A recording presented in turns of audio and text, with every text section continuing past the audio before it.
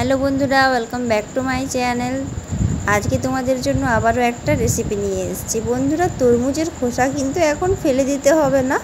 তরমুজের খোসা থাকলে কিন্তু নিমেষেই তোমরা বানিয়ে নিতে পারো এই রেসিপিটা। তো তরমুজের খোসা দিয়ে আমি এই রেসিপিটা কিভাবে বানালাম বন্ধুরা, শেষ পর্যন্ত দেখতে থাকো।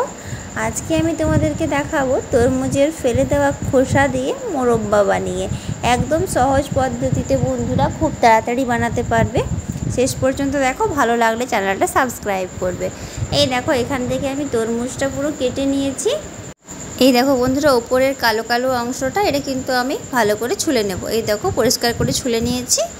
এরপর এটাকে এভাবে আমি মোরব্বার আকারে কেটে নিয়েছি। এরকম লম্বা লম্বা করে কেটে নিতে হবে। এটাকে ভালো করে ধুয়ে আমি সেদ্ধ হতে দিয়েছি। এটাকে ভালো করে সেদ্ধ করে নেব। এই দেখো, সেদ্ধ হয়ে গেছে। এটাকে নামিয়ে নিয়েছি। এখানে আমি চিনি নিয়েছি আর জল নিয়েছি সমান মাপের। তোমরা যেমন মিষ্টি খাও ঠিক সেই রকম চিনি দেবে আর সেই একদম মাপের জল দেবে। এই দেখো, তার মধ্যে বন্ধুরা হালকা একটু ফুড কালার দিয়ে সেদ্ধ করা তরমুজের খোসাগুলো আমি এর মধ্যে দিয়ে দিলাম। এটাকে ভালো করে একটু মিলিয়ে নিচ্ছি। এইভাবে কিন্তু ভালো করে মিলিয়ে নিতে হবে।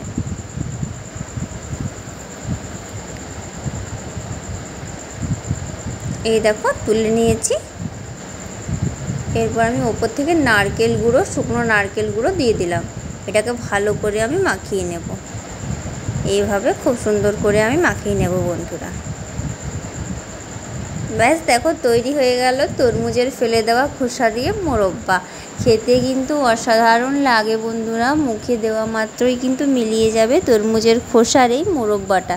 তো তোমরা অবশ্যই এই বাড়িতে এই রেসিপিটা বানাও। কেমন লাগছে সেটা আমাকে জানাতে একদম ভুলবে না। এখন বন্ধুরা, তরমুজের খোসা আর ফেলে দিতে হবে না। এইভাবে তোমরা মোরব্বা বানিয়ে খেতে পারবে।